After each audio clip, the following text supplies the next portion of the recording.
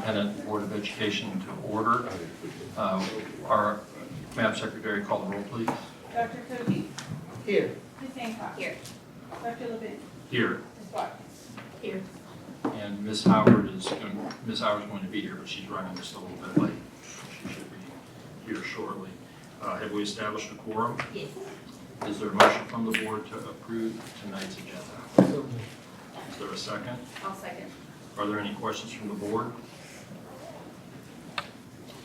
Call the roll, please. Dr. Cody? Yes. Ms. Hancock? Yes. Dr. Levin? Yes. Ms. Watkins? Yes. If everyone please rise. Dr. Shively, would you please lead us? I pledge allegiance to the flag of the United States of America and to the republic for which it stands, one nation, under God, indivisible, with liberty and justice for all. So the first item on our agenda is a swearing-in ceremony. Would Officer Davis, are you going to do the presenting or Judge Henschel or a combination? So I'll let you guys take it. Thank you for inviting me here tonight. It's always an honor to come and swear in our newest officers. We were just speaking, it doesn't seem like that long ago when we didn't have school resource officers. We didn't have law enforcement in our schools, and now it's such an integral and important part of the safety of our students. And I just can't imagine our schools not having the familiar faces. And so Officer Turman is here. He's going to be in Paducah Middle School, I've learned. And so, officer, if you would please raise your right hand and repeat after me.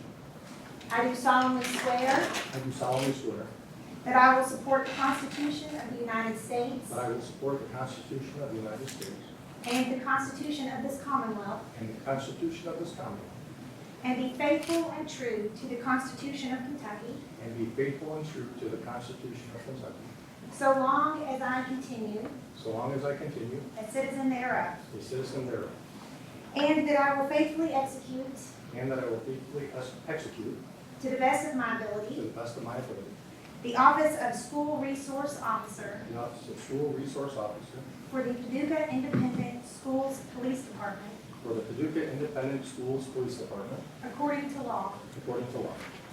And I do further solemnly swear And I do further solemnly swear that since the adoption of the present Constitution, that since the adoption of the present Constitution, I, being a citizen of this state, I, being a citizen of this state, have not fought a duel with deadly weapons have not fought a duel with deadly weapons, within this state nor out of it, nor in this, not in this state or out of it, nor have I sent or accepted nor I have sent or accepted a challenge a challenge to fight a duel with deadly to weapons, fight a duel with deadly weapons, nor have I acted nor have I acted as a second as a second in carrying a challenge, in carrying a challenge, nor aided or assisted nor aided or assisted any persons any persons thus offending, thus offending, so help me God. so help me God.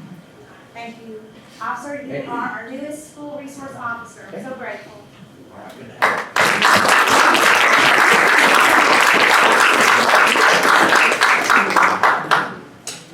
What's that?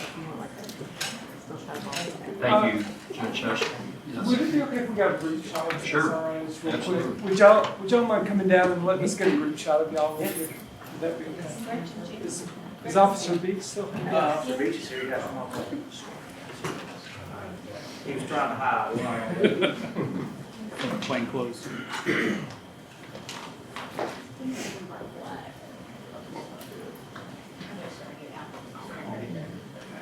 No, that's me. Hey, Wayne, Great. Wayne, you want to be over there, flag in the background? I think we're good. Good. I'm going to move the flag. All right. I think I'll stick to it. Oh, I think you're okay too. Are we We're okay? good, we're good, we're I got good. it. Make it 2 more. Here we go. 1, 2, 3. And 1, 2. Great. Thanks. Thank you. We love our resource officers. Thanks for coming and congratulations. The next item on our agenda is Student Achievement, Will Black, Assistant Superintendent.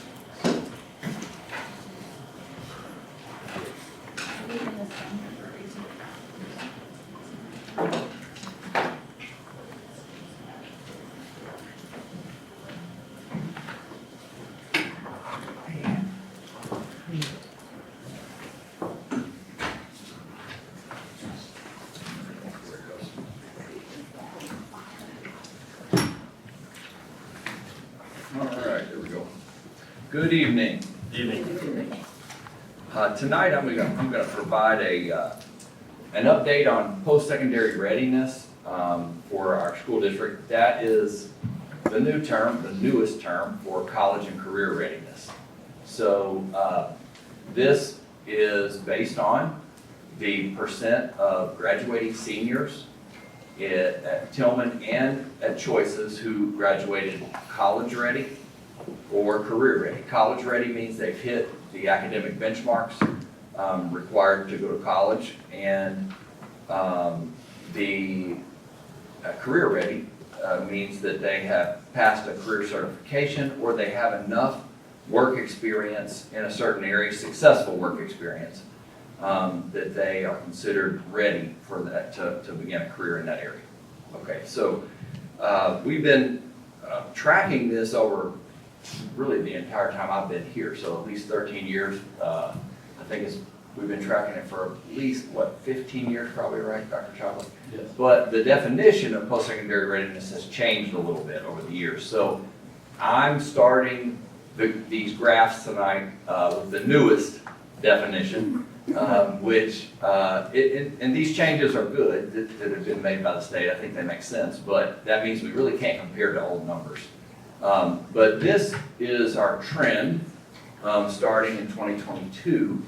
And you can see, this is at Tillman and at Choices combined. And you can see we're trending upward. In fact, we have what we think is going to be an all-time best at 85% for the district. The tricky part of this, we're projecting this based on the numbers, off the rosters that we have right now. Sometimes there are some very small details that by the time we go through the state and we get the scores back from the state and we discuss different individual students, they may rule that some were accountable to us and some are not. So what happens is it might be off by just a couple. But it should be around that number. And I just wanted to report it based on, what we track. We very, very closely track this from from the day a student enters as a freshman, enters high school, and all the way through when they graduate. And so right now, 85%, the large majority of that 85% are actually college ready. At Tillman, we have a significant number who are college ready each year. This is the post-secondary ready. Again, this is a projection, so these aren't perfect numbers, but they're going to be very close to this. This is where we stand with different subgroups. And you can see we're not totally satisfied with this, but we are improving it. We're improving year over year the percentage for each subgroup. And here is students who receive free and reduced lunch and students who do not qualify for free and reduced lunch. And so you can see there's still a gap, but that gap is getting more and more narrow. What we really want to see is 100%, and that continues to be our goal. Let's see. So what are we doing to help kids get college or career ready? First, I need to mention that the students who are counted in this are graduates. Okay, so in order for the post-secondary readiness measure to go into effect for a kid, they have to graduate. So I will mention that Tillman has done some great work, not only on post-secondary readiness, but also on graduation rate. So their graduation rate has gone up. So what does that mean? That means the denominator for college, for post-secondary readiness is also going up. So what they're doing is we're increasing the percentage who are getting post-secondary ready, but we're also increasing the graduation rate over time. And so that's pretty cool. So I'm really, really proud of the work Tillman's done on this. If you look at some of the interventions that we use, we do some SAT and ACT practices throughout their time at Tillman. And then we do reviews that occur over time in their regular classroom. This year, we're even We're using technology our plan is to use technology to really help teachers dial in on which skills within those tests. And we're not sure, by the way, which one's gonna be the official test. But let's just, for the sake of this presentation, let's just assume it's ACT. But basically, and that's what we've done traditionally. So we have a whole process that we go through where we use those practice tests to help teachers identify the skills that the kids need to improve. So that in regular classes, we try to embed that practice. For senior year, when kids are not yet college ready, maybe they're really close, we enroll them in specialized English and math courses that are really dialed into the skills that needed to be college ready. And these teachers do a masterful job of moving kids across that line as part of the regular instruction. We also do pull-out interventions, and of course we do that with academics as well, but we do that specifically around career readiness exams. And the new thing that has been in play for the last few years is using career internships and work experience to get career ready. So there are a number of students, for example, at Choices, who actually, are very dedicated to jobs outside of school and who work pretty long hours actually outside of class. And this group, often for years we've said, man, they are really productive workers in our society already, even as high school students.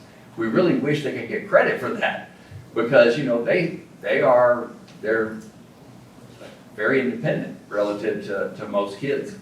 And sure enough, now there is a way to do that especially in certain jobs, if there's something they're doing. We also are really rapidly increasing the number of internships at the hub.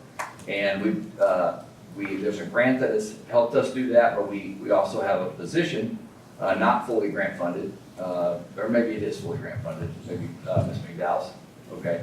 So she has also really been helping us build the relationships with industry so we increase the number of internships. That's been powerful. And so the thing we're really focused on this year is that last bullet point, which is career readiness options for students who are in credit recovery. So the biggest threat to graduation the biggest threat to a kid graduating, or the biggest threat to a student in terms of not graduating post-secondary ready is if they fail too many classes early on in school. So if they fail starting their freshman year, if they fail too many courses, they get stuck kind of in a cycle where in order to keep up, they have to go into what we call credit recovery, where they're getting, basically they do some coursework on an online program, and that helps them catch up, but it unfortunately sometimes can take up all their time. And so what happens is a student may not have enough room in their schedule to take electives, right? Because they're using their electives to catch up on old courses. And so Tillman's done a couple of things there. They've been pretty creative about trying to prevent a kid from going into credit recovery. So being more proactive about preventing a kid from failing or giving them some options beyond repeating the entire course. There are some times when they need to repeat the course, but they've tried to be strategic on that, which is smart. And so what we've also done is we've actually adopted a new program online program for credit recovery that has some more career readiness options in it. So that even if, in the worst case scenario, you can't attend career classes, either vocational or any other classes in the hub, you still have the option to get career ready through that program.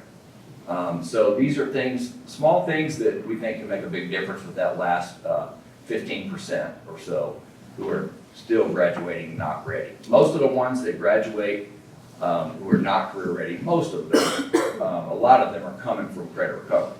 So we've gotten them across the line, we've gotten them to graduate, but they, maybe haven't spent the time or the classwork around certain careers. So that's our next goal. Any questions? Questions from the board? Yeah, I've got a comment and a question. I can definitely appreciate that we're keeping track of this and that we have made some improvement, but still seeing that the readiness for African American student group is still 20% or a little under 20%. What are we actively doing, or what can we do to either look at projected? How can we continue to close that gap? Like, what steps are we taking to look at the projected, where we're gonna be, and how long is it gonna take us to get us up to that 90% with everyone else? That's a good question. I don't know exactly how long it's gonna take, but I can say that we have a roster that we use for starting in 9th grade.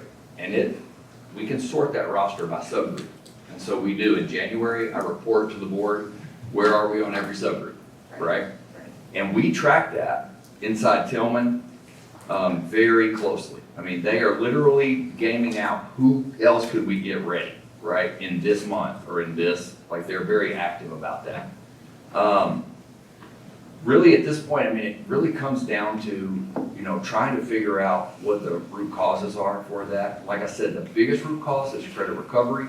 That's not always the root cause. There are some other things that we can look at. There are a few kids who finish the coursework in their career but don't pass the exams, right? So what we're looking for are some options, like, for example, in health occupations. It's actually kind of a challenge. It's difficult to pass the M&A or CNA test. Okay, that's the Medicaid nurse aid test. So for some high schoolers, that's a little bit too much in high school. We've rapidly increased the number who are passing that, but just in case, we also have another test that we're taking called Allied Health, which is not the same, but at least it's something. Like, in other words, they are still considered career ready. So there's options there. Really, the bottom line is really just troubleshooting around getting kids to either do the work, the work experience part, or pass those tests and complete those courses. And so a lot of it's individualized problem solving around why are kids not, why is each individual student not doing that? Now, once we do break it down by subgroup to look at, okay, why is it that African Americans right now are trailing a little bit behind other groups? We do look at that. And so we're still in the process. This is pretty fresh data coming off of June 30th, but we are in that process right now. Like, we're gonna look at we don't just do it by individuals, we also try to look at patterns, is what I'm trying to say, right? Because we don't wanna make assumptions about a kid based on a subgroup, but if there's a pattern, we at least wanna note it. Like, is there something that's happening that we're not realizing, So, is there something we're doing that we're not realizing? Are the parents involved in that? Like, is that information shared with the families so that they can be engaged in knowing that, hey, there may be a little bit of struggles, but here's where we see where we can give some extra help, and here's what you can do? Yeah, that's a great question. So I think the short answer is yes. Where I think we might do a better job is maybe per course or for instance, per kid. If one thing that your question just made me think is, maybe there's a way for us to, at the beginning of senior year, whoever's still not ready, we might be able to move that needle. Now, I know Turman does a lot of work right now I'm trying to see who's here from Turman. There's Dietrich back there. Dietrich, do you want to add anything to that? Yeah, so one way that I think like far as with the educational courses, the way that is shared out is you got your progress reports to go home. They need to be reviewed and looked over. Then you got your 9-week grade to go home. So you seeing if their kids is staying, they passing their pathway classes in order to sort of maybe get that certification. And then it goes back to, like Will said, credit recovery. Like you look at the number of our kids that's in credit recovery in the subgroups, that's hurting them as far as getting their college career readiness. And so that's why we focusing now with this new program we got, will help us sort of catch some of those kids that's struggling and get them either career ready or college and career ready. But we gotta do a better job in just pinpointing kids individually. You get what I'm saying? Like, I mean, that's still a work in progress. And part of the challenge is for the kids in credit recovery, Yeah. where we have to pinpoint is in freshman year. Yeah. And so we're still trying to get those seniors across the line, right, at the beginning of senior year. But what we have to now lose sight of is, hey, wait, we have all these freshmen who are just brand new to school, and we've got a few that have failed some courses right at the beginning. Well, okay, what can we do right now? And that, there is a process for that. It's very targeted. They get right on, trying to not just let a kid fail the whole year. I mean, they're looking at this first quarter, right? But I think the challenge is if a kid is falling behind, how do you get them to keep up, lock in? Because if it builds up on them, it gets really hard. Does that make sense? It adds up, and they can't appreciate that always at their age. And that's where we gotta catch them. We gotta catch them early on, because when they jump into high school, the program changes for them. I mean, we're not gonna sit there and baby you like you might have did in kindergarten and middle school. Like, we teach you how to be young men and young women in society. And so, yes, that process is a big change for these kids. And that's where when you look at our data, because I have watched it, especially over this last year, just really digging into what's going on with our freshmen, like, the numbers are staggering on how many freshmen that actually are failing classes. And it comes from not having that study skill, or knowing how to study, or even just paying attention that you got a deadline on your work, and once that deadline hit, that's the deadline. So catching them early on, get them in a pathway early on, and tracking them as they go throughout from their freshman year to their sophomore year, making sure they stand along that pathway and they continuing to get those classes they need in order to be college career ready. And also when they hit the end, put them, like, I want as many seniors we can get out in the workforce. Like, that's my goal, is to get as many seniors we can possibly get in the workforce, but they gotta have the classes in order to be able to do that their senior year and have that opportunity. So, like I said, we are following it closely. We just hired another guidance counselor. We gave us 3 guidance counselors now that also help track that, which is gonna be, to me, a big difference when you're looking at the different subgroups. So, now, there's one more thing we're working on. We're blending. We've been meeting very regularly with Dr. Shively to look at the middle and high school vertical alignment. And so what that means is, we're actually doing a lot. We're doing career exploration now in 8th grade, as opposed to the traditional 9th grade class. So we still have 9th grade career exploration, but we're trying to move that down. So this coming year, there will be 8th graders going through the official career exploration coursework. What that does is it helps them know before they ever walk into Tillman the kind of thing they might be interested in doing, and kind of essentially it saves them time, saves them a class, right? There's also some other opportunities where they could also get another credit out of the way through PE, health, things like that. There's a couple others where they can knock out a high school credit, and that just gives them a little wiggle room. So if they make a mistake, they're not falling behind, right? And that way we're hopefully a little bit ahead. I really do think in the end, though, it is really kid by kid. I mean, we've got to go in and figure out what does each kid need. And I think Dietrich nailed it when he's we just have to dial in very quickly, maybe in a slightly different way than we've done, but where we're catching them in that freshman year and getting them in a pathway. because believe me, we talk about it. Admin meetings, we talk about it. Oh, man, it's Leadership like, meetings, we talk about it, we look. it's our #1 goal for the district. Our goal is 100% college career ready. Can I add a couple things? One, Mr. Rupp got married, so he's not here, Friday. We were already having some career exploration in 7th hour where middle school kids come to the hub. We've figured out how to do that for at least 30. We're still working on if we can do a little bit more of that first hour and second hour through the ATC, welding, carpentry, construction, auto body. But with that, through the nuclear grant, that new grant we got through the Western Kentucky Education Cooperative, it brought in Paxton Patterson Labs, which is a lot of career exploration pieces that all of our 8th grade students will be going through. And so those are directly aligned to the hub, except the health science pathway. So we purchased, with the help of our foundation, some additional Paxton Patterson that get into what the health foundation looks like. So I think it's part of it on the front end is giving our students an idea of what careers are out there to help them figure out what they want to do. The other part I think that I would add, we talked about this with I've got a few other parts to add, but we talked about this in cabinet today, but the successes that we're seeing in the programming that Ms. Shonda has got going on with our kids are being consistent in those, at younger ages too, in our social emotional learning groups, helping meet those needs of kids, because each kid is unique and it's individualized.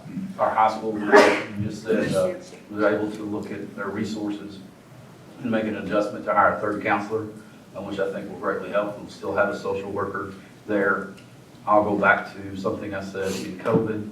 One thing we did learn is if you're not here, you don't learn. And so that's an emphasis that Mr. Kenny, Mr. Rock, and I have had multiple meetings on about how we can follow up with kids. What are the positive things we do, but how do we track that within the school? What's that process to call home, reach out? At what point do we do a home visit as you go through a continuum of pieces there? Mr. Treese, in part of his new role, will be supporting, because I've been saying for a long time this past year, if we're not 100% at choices and at credit recovery, we're not going to be 100%. And so that's a part of a resource we're able to allocate to credit recovery, to check on some of the job stuff, but also to our choices students. And I think you saw in attendance how social emotional learning really helped our choices. Ms. Keisha Moore does a great job with that. Another piece we're able to do is we talk about, I'm in the second bullet, we are really, really good at senior in math, the senior year of getting you college ready. Our teachers are very congruent to what it takes to be college ready. We need that happening the junior year because that opens up so many more opportunities for children. Their senior year, if you're already college ready, we can do dual credit online. There's dual credit you can be taking, so it makes it a lot more flexible. And so we added an extra resource this year for RTI, specifically for, juniors. Still going to do what we're doing with seniors. And my focus is going to be, are we making the benchmarks for, I believe it'll be the ACT, but we still have to, as a state, figure that out. But I believe it will go back to the ACT. But how are we ensuring that that's happening in your college ready, your junior year, so our resources can be focused sophomore and juniors after that. Still have to troubleshoot some seniors. But there's been a lot of conversations around that. But you get into that, it is very specific to each child. And I think the work we're doing through Leader Me at the elementary to the middle, along with our social emotional, is keeping a lot more kids on track and focused earlier, which builds better habits. And then you look at like pre-AP at our middle school, that's to build confidence in kids to take AP classes, but also those study skills and writing skills that you need to be successful at an earlier age. So I think there's a lot of different pieces that have gone into making that be 100% and not 77 or 85 or whatever number's up there. Does the district, does the Student Education Advisory Council, are they aware of what it takes to be college and career ready? And are they able to participate in some of that messaging with their students? Ms. Shonda, would you like to address that? Yes, absolutely. The District Education Advisory Council committee members are both certified and classified, inclusive of the administrators, and so they all are aware. And to piggyback onto Ms. Amina's question specifically for the District Education Advisory Council, we have 3 targets this year because of the collaboration in terms of meeting those needs of college and career readiness.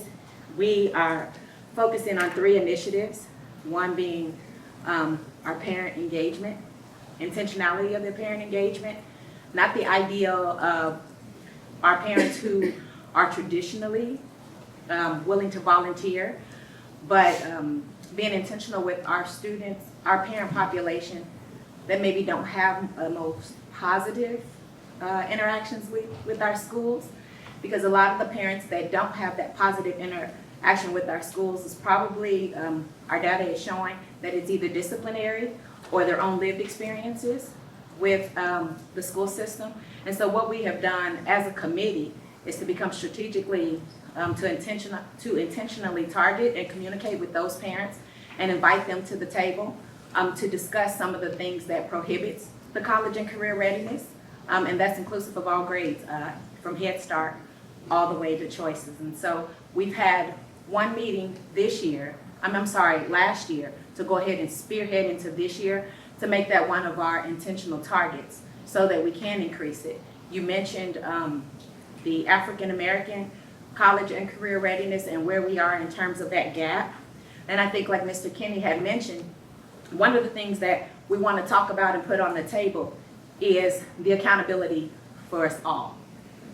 And what that accountability for us all looks like is the intentional accountability, not only for us as a school district, but for us as the parents and also the community, so that we have that positive engagement that allows for our students to be successful. So hopefully that answered that question. It does, and also the Student Education Advisory Council, can they engage in understanding this pathway also? Absolutely. I think we could do a little better with the understanding, not just in high school, but not waiting to high school.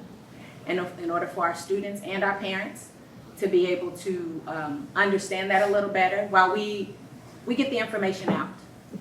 We get it out in so many different ways, and we want to continuously engage our parents to where that they are more prone to be receptive to those communication processes. I know we're in a social media age. A lot of our parents sometimes, if we're talking about that intentional target of parents, that for the that intentional target when we're talking about increasing that the college and career readiness specifically to those students. I'm excited about what it is that we are doing in the upcoming year for us all to have a seat at the table so that the expectations for us as staff is those same expectations for all stakeholders who sit at the table for student engagement. And so I think we're on the right track to be able to do that so that that targeted area of parents and the interventions that we are using can be more successful so that all of our students are successful. Yes, can I ask this question?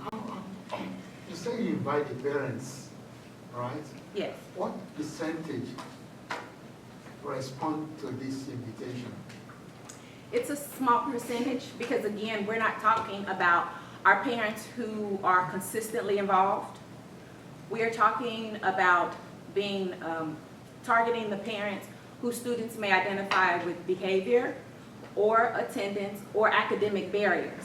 And so those don't just start with our students not attending school. There's a disconnect somewhere. So in order to get our students to understand that it's important to have positive behavior and academic and also attendance to be in the school, there are some social, emotional, and there's some other skills that before we can touch post-secondary readiness and those interventions, we have to speak to the social, emotional needs and the prowesses that are absent that doesn't allow for our students to focus on their educational prowesses. And so because of those barriers, that's why we have, I want to say we have small wins. Let's put it that way. Because these are the parents that we are speaking of in terms of getting them in the room, oftentimes have a little bit of apprehension. But what is being successful is the District Education Advisory Council committee members and those who intentionally attend our meetings and who have great relationships with those parents. When those parents are in the room with us, a lot of times and oftentimes the conversation is a bit uncomfortable. But what we are allowing them to do is to feel seen and valued and heard. And what that does is, even though, you know, there might be some opposition in terms of what is valued, at least they feel heard. And so that's a start to the improvement of what we're wanting to do to not only reach post-secondary readiness, but to ensure that our students have those soft skills to be able to communicate, to be able to sit in class, those positive behavior intervention systems that are taking place within our schools to allow for that. But that only happens with the intentionality that the District Education Advisory Council, DEAC is what we call it, is intentionally doing. And that is comprised of certified and classified members district-wide. And so we're proud of the progress. Still work to do. There's always work to do, but we're proud of the progress, especially for the things that was discussed tonight on the agenda. If there's not any other questions, I just want to clarify that our attendance at Paducah went up last year compared to the year before, so we're just trying to go faster, right? The other part, I wasn't trying to be disrespectful, but I said Ms. Shonda, she got married. I asked her 2 weeks ago, are we staying Ms. Hollowell, or is it going to change? And she said, I don't know yet. So I said, I will listen and see where we get to. And I haven't heard that yet, so I wasn't trying to be disrespectful, but seriously, congratulations. Thank you. And Mr. Brock, I think we did you that last week, but if not, you got married in May.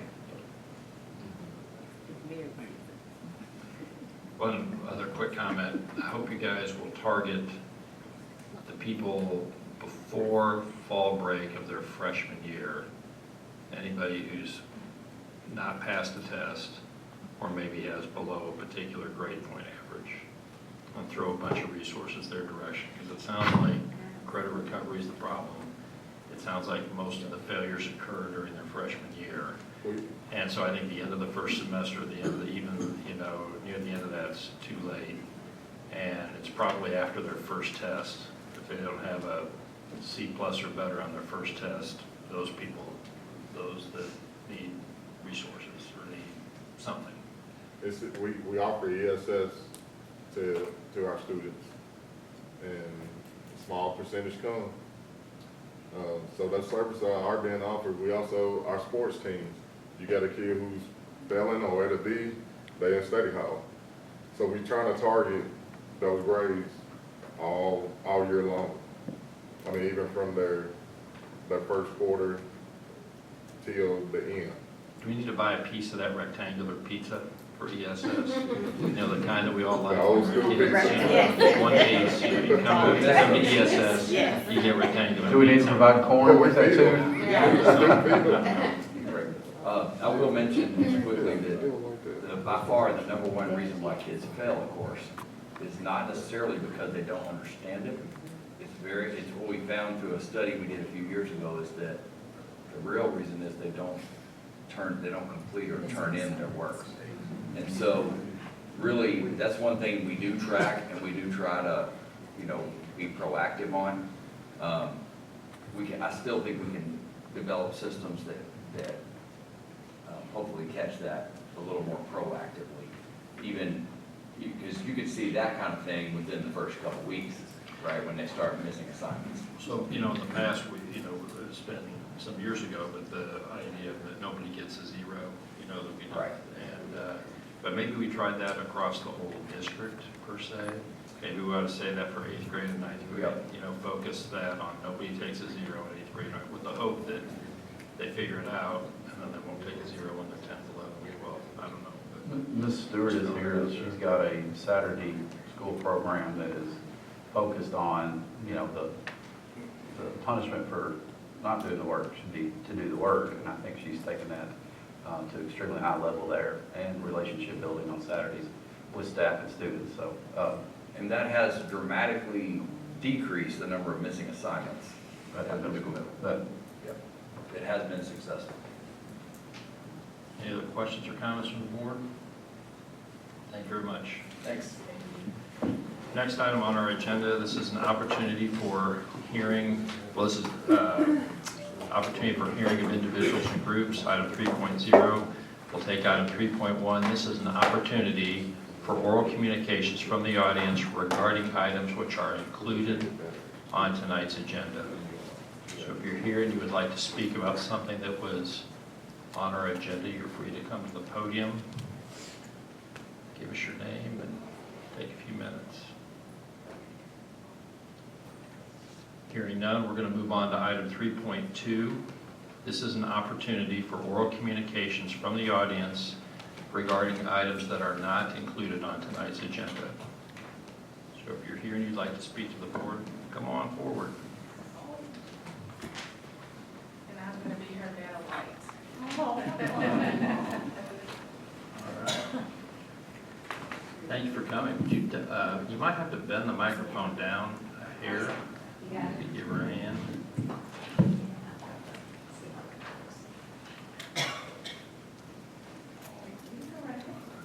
Hello, my name is Ariana, and I'm going into the 7th grade at Paducah Middle School. I am here to say thank you to everyone, especially the lunch ladies, for meals for my family this summer. I live with 15 brothers, sisters, and cousins. During the summer, it is hard on many people to have the same meals that we do during the school year. I wanted the leaders to know how much we appreciated the summer meal program. I am going to work hard this year, get into leadership program at Paducah Middle, and remember to thank the lunch ladies. Thank you.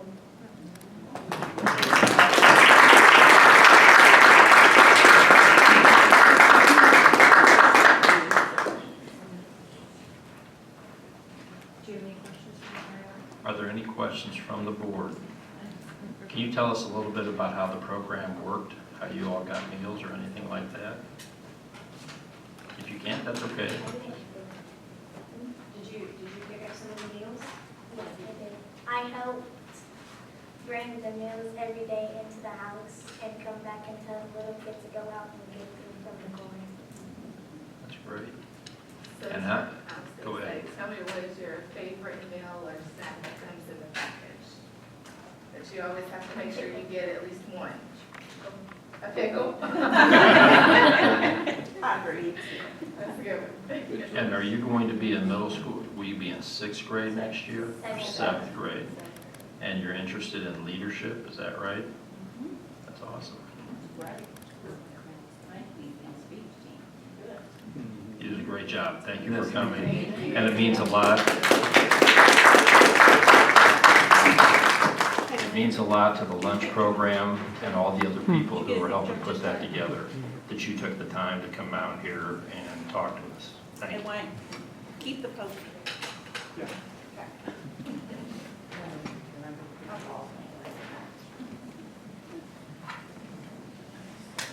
This is an opportunity for additional oral communications from the audience regarding items that are not included on tonight's agenda.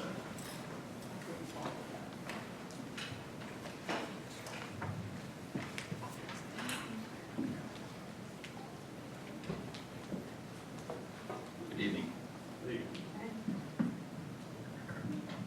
I don't know how to follow that. That was great. So, school board members and others, my name is Andrew McGlennon. I'm the CEO for Oscar Cross Boys and Girls Club.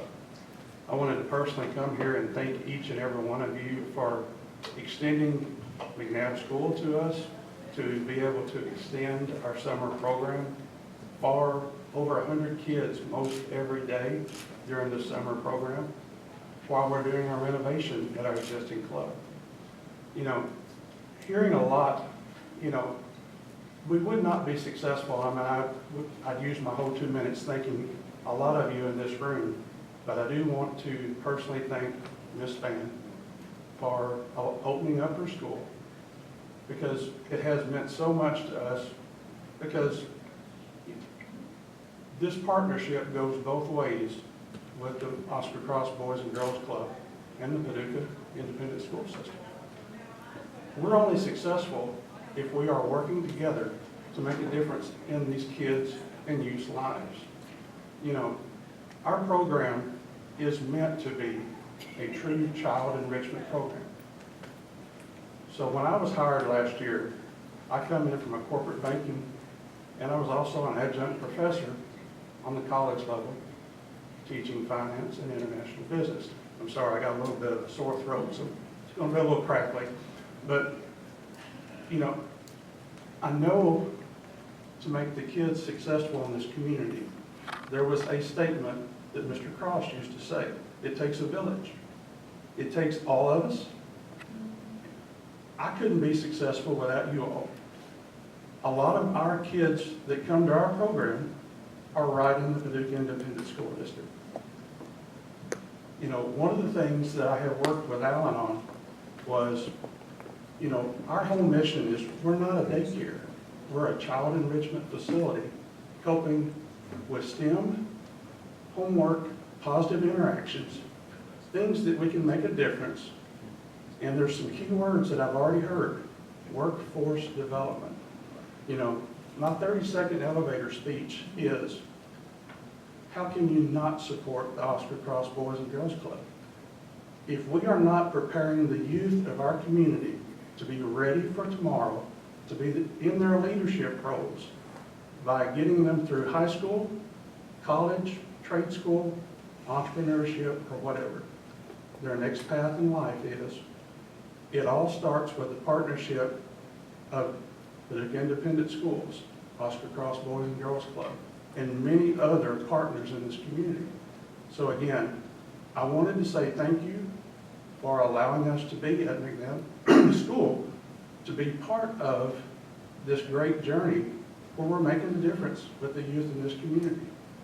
You know, we could not be successful, and we will not be successful without the community, the churches, and everybody involved.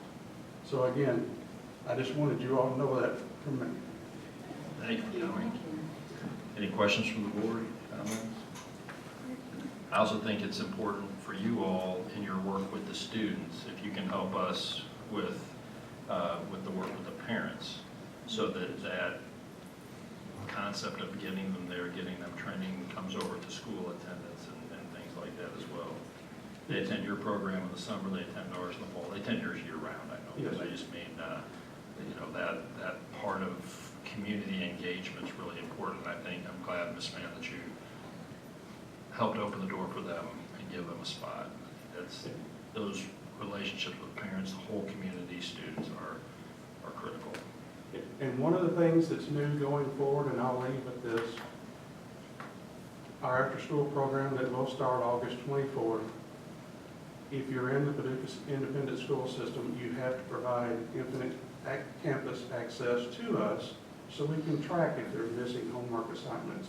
So our staff can help the children that come to the program.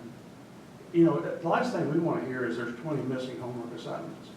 You know, this makes it easier for us to be able to log in and see if there's ways that we can help, because we're all in this together.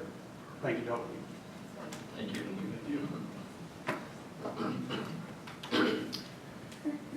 Are there any other individuals here that would like to make comments regarding items which are not included on tonight's agenda? Hearing none, we'll move on to item 4.0, consent agenda. Is there a motion from the board to approve item 4.0? Motion to approve item 4.0. Are there any questions from the board? Call the roll, please. Dr. Koji? Yes. Ms. Hancock? Yes. Ms. Howard? Yes. Dr. Levine? Yes. Ms. Watkins? Yes. Item 5.1, supplemental salary schedule. The superintendent recommends that the Paducah Board of Education approve the supplemental salary schedule for 2026-2027. Is there a motion to approve item 5.1? I make a motion we approve item 5.1, supplemental salary schedule. Is there a second? I'll second. There's a motion and a second. Are there any questions from the board or comments from the superintendent?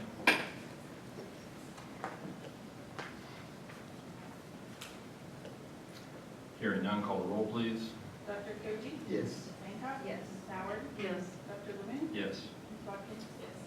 Item 5.2, board policies, KSBA policy update number 49, second reading. The superintendent recommends that the Paducah Board of Education receive for second reading and approve the Kentucky School Boards Association policy service update number 49 as recommended. Is there a motion to approve 5.2? I'll make a motion to approve item 5.2, board policies for the policy update number 49. I'll second. Are there any questions from the board? Call the roll, please. Dr. Koji? Yes. Ms. Hancock? Yes. Ms. Howard? Yes. Dr. Levine? Hopkins, Yes. Yes.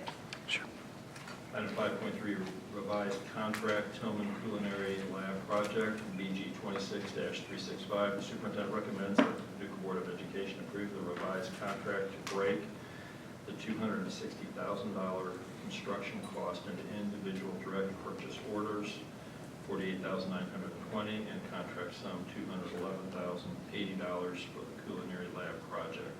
Is there a motion to approve item 5.3? Motion to approve item 5.3. I'll second. Are there any questions from the board? Dr. Shelby, can you explain what's this lab project? Yeah, what we used to call home ec is, or home ec at least in the United States when I was going through school, is now called family consumer science. It's our kitchen, right? That you teach kids how to cook in. A while back, that program went away at Turman as we had a kitchen, but with, I think it's 5 different stations in there, maybe it's 6. As part of some of the state grant monies we get for our career technical education programming from our community partners through our meetings and conversations, is that we need to offer this.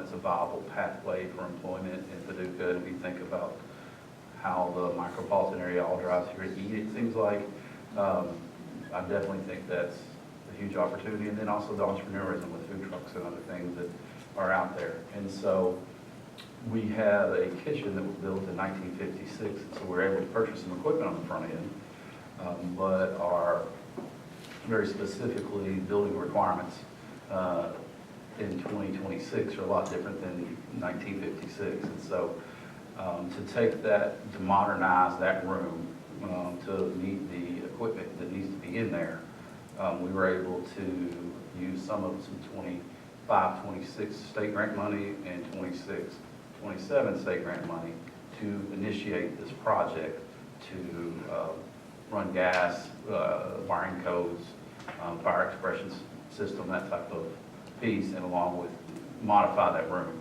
And so when we looked at it originally in our conversations with our architect, we felt like we would be able to get that done this summer. But when we really got into what it was going to cost to do the upgrades and do it right, because our kids deserve great opportunities and great resources, it was a little bit beyond what we could do this summer from a financial standpoint. And so this is the first phase to get that, so we've run gas lines to that to hook up, but we've got some other pieces that will come into play as we go through this next school year. So our goal that we will figure out how it is having that as a functioning culinary lab for our students to take culinary classes for a pathway at Paducah Tilton High School. There's just a lot has changed in 70 years in code. So sorry I laughed at that. It's a little bit bigger than we anticipated, but I really would like to thank our high school for that relative to some of their CTE grant money that we're able to do that and got approval from the state. So, Any other questions from the board? Call the roll, please. Dr. Cochi? Yes. Ms. Hancock? Yes. Ms. Howard? Yes. Dr. Levine? Yes. Ms. Hopkins? Yes. Item 5.4, payment to contractors, Forest Hills Solar Project, BG 25-284. The superintendent recommends that the Paducah Board of Education approve payments to contractors for the Forest Hills Solar Project. This is pay application number 3 in the amount of $378,534.60. Is there a motion to approve 5.4? I'll make a motion to approve item 5.4, payment to contractors for the Forest Hills Solar Project. I'll second. Are there any questions from the board? Yeah. Yes. Dr. Shelby, Yes. is this the total cost? No, the total cost is right at $850,000 for that solar project. It's 860 something, I don't exactly remember. That is being funded through the Department of Energy grant that we were awarded 2 years ago. We had a meeting, we as in the lead engineer, and I had a meeting with Paducah Power today. Can't say thank you enough for the work and the partnership with Paducah Power. on this project, and we believe at the moment, as of today, when we walked out of there at 11:30, that we're about 3 weeks away from being completely hooked up. So this project is mid-August. Definitely by September, we will be putting power back into the grid through this project, which is really kind of a secondary piece. The real piece that we saw was creating a real-life experience for our students around clean energy, about becoming an engineer, and really electricity relative to, the grant that you all approved us to apply for to expand this building, to add electrical pathway, to add HVAC and plumbing pathway, and basically a virtual playground makerspace that is not connected to any other part of the world where kids are safe. It's not connected to the internet.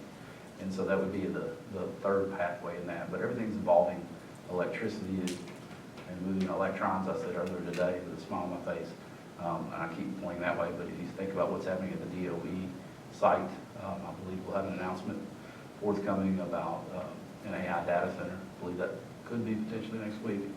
And so it was good timing for us to be out on the front of this and have that as a resource to take kids to see. In addition to that grant, just to remind you, part of that was ensuring that we are building hands-on, inquiry-based, real-world project learning in specific grades where the standards align to clean energy, electricity. Will Black and Stevie Rizal will help lead that through the makerspace. So that's happening in all 3 elementary schools and also our middle school. In addition to that, it's funding trips to go see engineering, college engineering, UK School of Engineering. I think we'll be able to get that to Murray State. And then also additional scholarships for students who are low socioeconomic status to attend college in a STEM-related major. So it's been good. But everybody sees this, but that's just a part of that bigger vision, which is getting kids ready for, I believe, what's happening at the DOE site. Any other questions from the board? Call the roll, please. Dr. Koji? Yes. Ms. Hancock? Yes. Ms. Howard? Yes. Dr. Loogan? Yes. Ms. White? Yes. Item 5.5, payments to contractors, Memorial Stadium concrete repairs, BG 25-196. The superintendent recommends that the Paducah Board of Education approve payments to contractors on the Memorial Stadium concrete repairs project. Pay application number 6, amount $59,104. Is there a motion to approve item 5.5? I'll make a motion to approve item 5.5, payments to contractors for the Memorial Stadium concrete repairs. I'll second. There's a motion and a second. Is this, we did a number of these last year. Was this, I believe, was this All making- 5 of these projects. All 5 of these projects we started last year. This one we took a change order on. Remember, this is relative to extending out a little bit longer with water mitigation. And as we put the epoxy on the stadium, all the water was running down, but it was pooling underneath the stadium. And we chose to pull up some concrete and connect that to the stormwater drain, kind of what we call the breezeway. And so we were very close to having all this finished. We just didn't want to do that during track season, so we waited until track season was over, and that part's complete and the concrete's back. So we're very close to finishing that project out. Any questions from the board? Call the roll, please. Dr. Koji? Yes. Ms. Hancock? Yes. Ms. Howard? Yes. Dr. Loogan? Yes. Ms. Watkins? Yes. Item 5.6, payments to contractors, Tillman Fieldhouse renovation project, BG 22-067. The superintendent recommends that the Paducah Board of Education approve payments to contractors on the Paducah Tillman Fieldhouse renovation project. That's pay application number 13 in the amount of $90,000. Is there a motion to approve item 5.6? Motion to approve item 5.6. I'll second. Are there any questions from the board? Call the roll, please. Dr. Koji? Yes. Ms. Hancock? Yes. Ms. Howard? Yes. Dr. Loogan? Yes. Ms. Watkins? Yes. Item 5.7, change order Tillman Fieldhouse renovation project, BG 22-067. The superintendent recommends that the Paducah Board of Education approve the following change order on the Paducah Tillman Fieldhouse renovation project. That's change order number 5, coach's office windows in the amount of $916.85. Motion to approve item 5.7. I'll make a motion to approve item 5.7, change order to Turman Fieldhouse renovation project for the coach office and windows. I'll second. Are there any questions from the board? Anything special with these windows? You know, just updating them to modern technology, more modern standards is probably the best way to say that. No leaks? Yeah, we, yes. You can see out, but you can't see in, right? So they can see what's going on. Yeah, The so- original windows were put in the wrong way, and so it's supposed to be it's supposed to be a one-way kind of mirror, and it was put in where the players could see the coaches. Coaches could see the players. Now, this is sometime back in the early 80s, I believe, when that happened, and so we're taking advantage of that to fix that. Any questions from the board? Call the roll, please. Dr. Cody? Yes. Hancock? Yes. Howard? Yes. Dr. Levine? Yes. Watkins? Yes. Item 5.8, revised BG1 Tillman Fieldhouse renovation project, which is BG 22-067. The superintendent recommends the Paducah Board of Education approve the revised BG1 document for the Tillman Fieldhouse renovation project. Is there a motion to approve item 5.8? I'll make a motion to approve item 5.8, revised BG1 for the Tillman Fieldhouse renovation project. Is there a second? I'll second. Are there any questions from the board? Call the roll, please. Dr. Cody? Yes. Ms. Hancock? Yes. Ms. Howard? Yes. Dr. Levine? Yes. Ms. Watkins? Yes. Item 5.9, fleet vehicle purchase. The superintendent recommends that the Paducah Board of Education approve the purchase of the following two vehicles. A 2025 Chevrolet Suburban in the amount of $60,084 and a 2026 Chevrolet Silverado 1500 in the amount of $45,231. Is there a motion to approve item 5.9?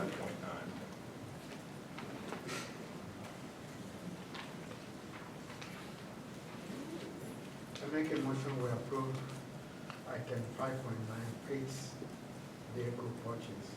Is there a second? Second. Are there any questions from the board or comments from the superintendent? We, relative to our fleet of Suburbans, and obviously that is a way that our coaches and some of our smaller teams are choosing to travel. But we ended on June 30th of 2026. We had one Suburban with 146,000 miles, one with 157,000 miles, with 172,000 miles, another with 158,000 miles. And then we purchased two in the last 2 years that are 8,000 and roughly 2,000 miles. So just trying to stay on the front end of that fleet. And then the truck was a maintenance. All those trucks were bought in 2011, and so it was 100+ mile 2011 truck that we'll replace. And we've got 6 of those maintenance trucks, and so our goal is to replace one a year as we go forward and take the worst one out just each year as we go forward, so that we can kind of chunk that. It's not really good to have a bunch of buses or a bunch of fleet vehicles all the same year, because at some point you're going to hit that bubble and need to replace it. So we're just trying to stay in that rhythm of upgrading that as we go. Any questions from the board? Call the roll, please. Dr. Cody? Yes. Ms. Hancock? Yes. Ms. Howard? Yes. Dr. Levine? Yes. Ms. Watkins? Yes. That concludes our action items. We do not have need for 5.10 or 5.10 on tonight's agenda. So if there's a motion from the board to excuse into executive session. Is there a second? And this is, I'm sorry, I should have said this is regarding personnel and property. That's why we have executive session this evening. Yes, sir. Yes, There's sir. a motion and a second. Any questions?